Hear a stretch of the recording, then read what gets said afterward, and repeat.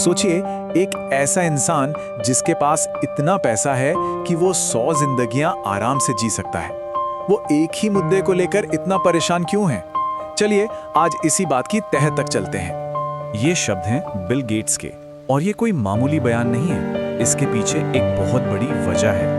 पर असल सवाल तो यही है कि क्या दुनिया वाकई में खतरे में है या फिर ये बस एक बड़ा चढ़ाकर बताया गया टॉपिक है।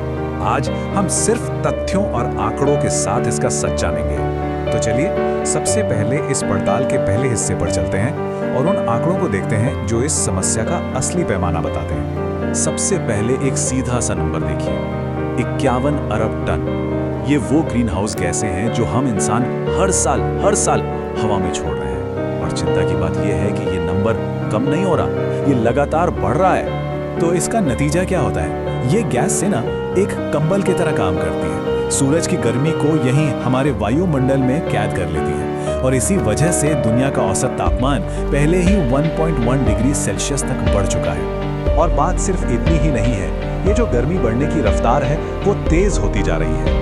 आप देखिए पिछले 8 साल यानी 2015 से 2022 तक इतिहास में दर्ज सबसे गर्म साल रहे हैं। ये कोई दूर के भविष्य की कहानी नहीं है, ये अभी हो रहा है। अपने आसपास ही देखिए, कहीं भयंकर गर्मी तो कहीं बाढ़, दिल्ली की जहरीली हवा, दक्षिण भारत में पानी की किल्लत। ये सब भविष्य की चेतावनी नहीं बल्कि आज की सच्चाई है। तो ठीक है, समस्या तो समझ आ गई। अब बात करते हैं समाधान की, और यहाँ बिल गेट्स का नजरिया बहुत दिलचस्प है। वो इसे किसी इमोशनल मुद्दे की तरह नहीं बल्कि एक डेटा ड्रिवन प्रॉब्लम की तरह देखते हैं। उनका सोचने का तरीका सीधा है, अगर कोई प्रॉब्लम है तो उसका सल्यूशन भी होगा। इसी सोच के साथ उन्होंने बहुत गहरी रिसर्च की और ब्रेक थ्रू एनर्जी जैसी पहल शुरू की। लेकिन उनकी रिसर्च से जो बात सामने आई वो सच में डराने वाली है। अगर हमने कुछ नहीं बदला तो इस सदी के अंत तक हमारी धरती का तापमान 3 से 4 डिग्री सेल्सियस तक बढ़ सकता है। और इसका मतलब क्या होगा?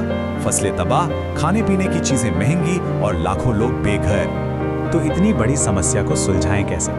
गेट्स इसे 5 हिस्सों में तोड़ते हैं। वो 5 एरिया जहां हमें बदलाव लाना है। हम बिजली कैसे बनाते हैं, हम सामान कैसे बनाते हैं, हम खेती कैसे करते हैं, हम एक जगह से दूसरी जगह कैसे जाते हैं, और हम अपने घरों को ठंडा या गर्म कैसे रखते हैं। चलिए इसे कुछ उदाहरणों से समझते हैं। सोच कर देखिए, सड़कों पर दौड़ती इलेक्ट्रिक गाड़ियां, इनसे ईंधन का धुआं कितना कम हो जाएगा। घरों की छतों पर लगे सोलर पैनल्स, ये कोयले से बनने वाली बिजली पर हमारी निर्भरता घटाएंगे। यहाँ तक कि लैब में बना मीट भी मीथेन गैस के उत्सर्जन को कम कर सकता है। ये छोटे छोटे कदम मिलकर ही एक बड़ा बदलाव ला सकते हैं। पर हाँ, एक मुश्किल जरूर है। ये सारे समाधान फिलहाल काफी महंगे हैं और भारत जैसे विकासशील देशों के लिए इन्हें अपनाना इतना आसान नहीं है। और अब आते हैं सबसे बड़े और शायद सबसे मुश्किल हिस्से पर, वो खतरा जो हमें साफ साफ दिखाई नहीं देता। सबसे बड़ा खतरा पता है क्या है? कि हम इसे सीरियसली नहीं ले रहे। कोरोना याद है? जब तक वायरस हमारे दरवाजे तक नहीं पहुंच गया, दुनिया ने उसे गंभीरता से नहीं लिया। क्लाइमेट चेंज भी कुछ वैसा ही है। इसकी रफ्तार धीमी है, ये रोज रोज नजर नहीं आता, लेकिन जब इसका असर दिखेगा तो वो बहुत बड़ा होगा। और इसी देरी को लेकर बिल गेट्स चेतावनी देते हैं। उनका साफ कहना है, अगर हमने आज इस पर पैसा नहीं लगाया तो कल इसकी कीमत हमें 10 गुना ज्यादा चुकानी पड़ेगी।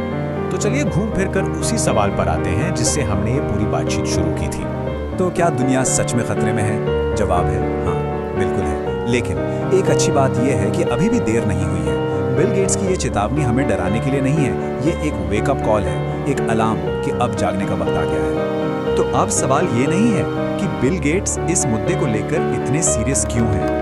असली सवाल तो ये है कि हम कितने सीरियस हैं।